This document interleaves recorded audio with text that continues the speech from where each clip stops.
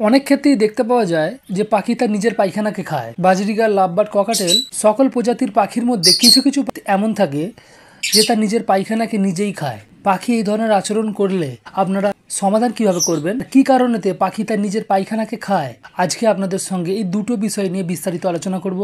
ভিডিওটি খুব গুরুত্বপূর্ণ ভিডিওটিকে স্কিপ করা চলবে না। সকল পাখাল বন্ধুকে বলবো ভিডিওটিকে পুরোটা দেখবেন। আপনারা দেখছেন দে পাখি হাউস। যদি এখনো পর্যন্ত আমার চ্যানেল সাবস্ক্রাইব না করে থাকেন, অবশ্যই চ্যানেলটিকে সাবস্ক্রাইব করে রাখবেন পাখি সম্বন্ধীয় এই ধরনের ইউনিক ভিডিও পাওয়ার জন্য। লাভবার্ড, বাজরিগর, ককাটেল সকল প্রজাতির পাখির মধ্যে কিছু কিছু পাখি এমন থাকে যে তার নিজের পায়খানা বা পুপসকে খায়।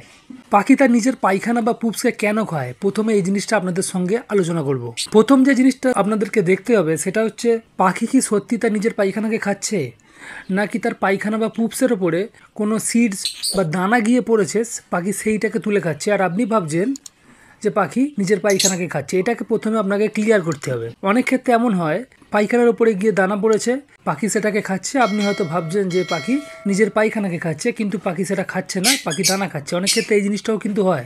প্রথমে এই জিনিসটাকে আপনাদেরকে ভালো করে পর্যবেক্ষণ করে দেখতে হবে যে পাখি অরিজিনালি পায়খানা খাচ্ছে নাকি পায়খানায় পড়ে থাকা দানা খাচ্ছে। 2 নম্বর যে জিনিসটা সেটা হচ্ছে আপনি যদি আপনার খাঁচাতে খাবার কম রাখেন, পাখিকে আপনি যে খাবার দিচ্ছেন সেটা পর্যাপ্ত খাবার নয়, যে অনেকটা সময় পাখির খাঁচাতে খাবারই থাকছে না, তখন কি করছে পাখি কিছু খাবার না পেয়ে নিজের পায়খানা বা পুপসকে খাচ্ছে।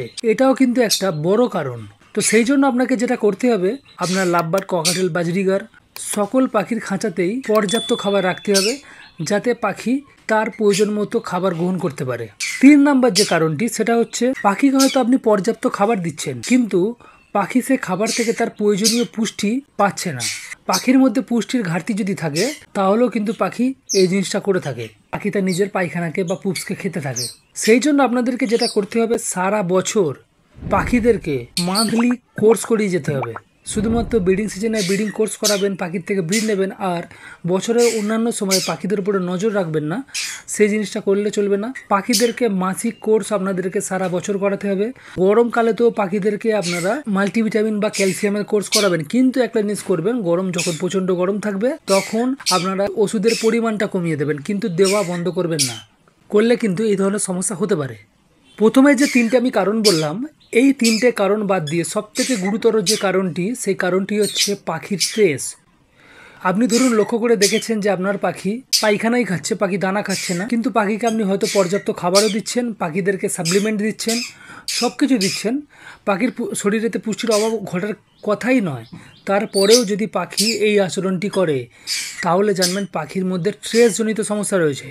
স্ট্রেসজনিত সমস্যা হওয়ার সবথেকে বড় যে কারণটি সেটা হচ্ছে পাখিদের থেকে ঘন ঘন ব্রিড নেওয়া, পাখিদেরকে প্রপারভাবে রেস্ট না দেওয়া। তাহলে কিন্তু পাখি স্ট্রেসে আক্রান্ত হয়। কারণ পাখি ডিম পাড়া থেকে বাচ্চা প্রতিপালন করার পর্যন্ত প্রচণ্ড পাখির উপর একটা চাপ যায়। তাপ দেওয়া, তারপরে বাচ্চা ফুললে বাচ্চাকে ফিডিং করানো, মেল ফিমেল উভয় পাখির মধ্যেই কিন্তু একটা প্রচণ্ড ধকল যায়। আপনারা যদি পাখিদেরকে রেস্ট না দেন, পরস্পর পাখিদেরকে যদি আপনারা ব্রিড নিতে থাকেন, পাখি তো স্ট্রেসে আক্রান্ত হয়।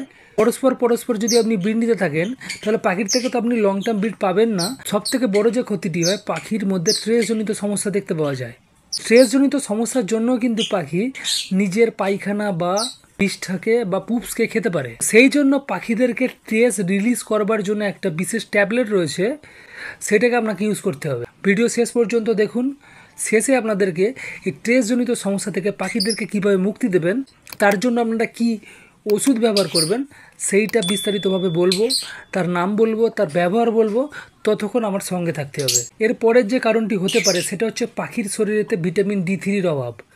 পাখির শরীরেতে যদি ভিটামিন D3-র অভাব থাকে, তাহলে কিন্তু পাখির শরীরেতে ক্যালসিয়াম শোধিত হয় না, সেটা পাখির পায়খানা, বিষ্ঠা বা পুপসের মাধ্যমে পাখির শরীরের বাইরে চলে যায়। তো পাখি সেই জন্য কি করে, ফের তার নিজের পায়খানা বা পুপস বা বিষটাকে খেতে থাকে। তো সেই জন্য আপনাকে যেটা করতে হবে, অবশ্যই পাখিদেরকে ব্রিডিং সিজনেতে সপ্তাহে একবার করে ভিটামিন D3 প্রোভাইড করতে হবে। ব্রিডিং সিজন বাদ দিয়ে অন্যান্য সময় যখন পাখি রেস্টে থাকবে, তখন আপনারা বা গরমকালে সামার সিজনেতে আপনারা মাসে একদিন করে হলেও ভিটামিন D3 সাপ্লিমেন্ট পাখিদেরকে খেতে দেবেন। তাহলে সহজেই পাখির শরীরে ক্যালসিয়াম শোষিত হবে। এই কারণে যদি পাখি নিজের পায়খানা বা বিষটাকে খেয়ে থাকে, সেই জিনিসটা কিন্তু হবে না। প্রত্যেকটা পয়েন্ট অনুযায়ী সমাধান আমি সঙ্গে সঙ্গেই আপনাদেরকে বলে দিয়েছি, কিন্তু আপনার পাখির মধ্যে যদি ট্রেজনিত সমস্যা দেখতে পাওয়া যায় তখন আপনারা কী ট্যাবলেট ইউজ করবেন, কিভাবে ইউজ করবেন এটা আপনাদেরকে বলা হয়নি। তো আসুন জেনে নেওয়া যাক। পাখির মধ্যে যদি ট্রেজনিত সমস্যা থাকে তাহলে আপনাদেরকে যেটা ব্যবহার করতে হবে সেটা হচ্ছে কালিফক্স 6X, একটি বায়োকেমিক হোমিওপ্যাথি ট্যাবলেট। 35 ml জল নেবেন। 35 ml জলের সঙ্গে 10 থেকে 12টা এই বায়োকেমিক ট্যাবলেট জলেতে দেবেন। ট্যাবলেটটি গুলে আসবে, নরম হয়ে যাবে, তখন ভালো করে জলের সঙ্গে গুলে নিয়ে পাখিদেরকে প্রোভাইড করবেন। এখানে একটা বিশেষ সতর্কতা রয়েছে, আপনি এক জোড়া পাখিকেও 35 ml জল দেবেন, 4 জোড়া পাখিকেও কিন্তু এই 35 ml জলে 10 থেকে 12টা দেবেন। যদি সংখ্যায় আপনার অনেক বেশি পাখি থাকে, যদি আপনার পাখি অনেকটা জল খায়, তখন আপনারা জল ডাবল করবেন, ওষুধ ডাবল করবেন। 35 ml ধরেই আপনারা হিসাবটা করবেন। 35 ml যদি আপনারা 10 থেকে 12টা ট্যাবলেট দেন, 70 ml হলে আপনারা 20 থেকে 24টা ট্যাবলেট ইউজ করবেন। এইভাবে কিন্তু আপনারা জল বাড়াবেন, ওষুধ বাড়াবেন। আরেকটা টিপস আপনাদেরকে এর সঙ্গে দিয়ে দেবো, ভালো কার্যকারিতা পাওয়ার জন্য আপনারা কালিফক্স 6X এর সঙ্গে যে 35 ml জলেতে আপনারা কালিফক্স 6X 10টা থেকে 12টা দিচ্ছেন, তার সঙ্গে আপনারা 12 থেকে 15 ফোঁটা কার্বোভেজ 30 ইউজ করবেন।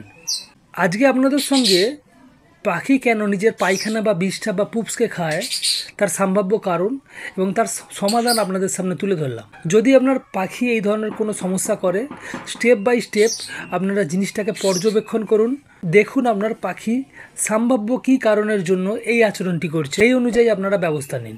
অরিজিনালি যে জিনিসটা আপনাদেরকে করতে হবে সেটা হচ্ছে পাখির খাঁচাকে অল টাইম পরিষ্কার করে রাখতে হবে। পাখির খাঁচাকে যদি আপনারা রেগুলার পরিষ্কার করেন তাহলে কিন্তু পাখির বিষ্ঠা বা পুষ বা পায়খানা বেশিক্ষণ খাঁচায় থাকবে না। খাঁচায় না থাকলে পাখি কিন্তু দেখবেন নিজের পুষ বা পায়খানা খেতে পাচ্ছে না, কারণ খাঁচার ফ্লোরেতে পায়খানা বেশিক্ষণ না থাকার জন্য পাখি কিন্তু ঘন ঘন সেটাকে খেতে পারবে না। তো পরিষ্কারের দিকে আপনাকে নজর দিতে হবে। পাখির খাঁচাতে অল টাইম আপনাদেরকে খাবারের প্রাচুর্যতা রাখতে হবে, পাখি যেন তার স্বাচ্ছন্দ্য মতো থাকতে পারে এবং খেতে পারে।